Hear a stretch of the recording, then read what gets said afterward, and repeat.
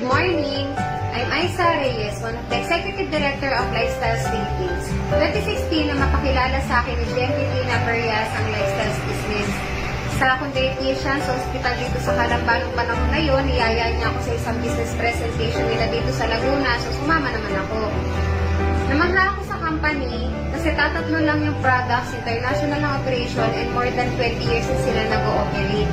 Tapos, nung diniscuss na yung product presentation, nung narinig ko na safe for all ages ang Intra, unang pumasok sa isip ko ang anak ko kasi nagsasuffer siya sa asthma, skin asthma, allergic rhinitis, and conjunctivitis. 6 years old pa lang siya nung panahon na yon. Tapos, ako naman, nagsasuffer ako sa rhinitis at saka pigsa. Nung makita ko naman yung business presentation, kasi itong Intra 1.8, sabi ko hindi ko kayang bilhin, gamit lang yung sweldo ko. So, nung nakita ko yung business presentation na pwede ko palang makuha ng libre yung products, naglakas loob ako na gawin yung business. Lalo na nung narinig ko yung personal testimony ni JMPT na nandito na bago yung buhay niya.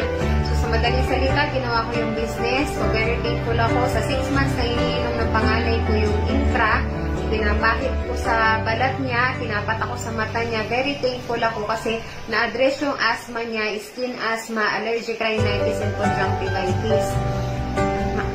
Tapos, yung akin naman, nagsasuffer ako sa allergic rhinitis at saka sa pigsa. Dati dependent ako sa gamot. Iniinom ako araw-araw ng antihistamine. Pero kahit nag-antihistamine ako, inaatake pa rin ako ng allergic rhinitis ko. Very thankful ako. Ngayon, hindi na ako umiinom ng antihistamine araw-araw. Tapos, yung mga pigsa ko naman, very thankful ako kasi 8 months kong iniinda yung pigsa ko. Minom lang ako ng Intra, ng Nutria, at saka Fiber Life. After 3 months, natuloy-tuloy ako uminom, hindi na nagbalingan yung mga pigsa. So, yun lamang. Thank you and good morning.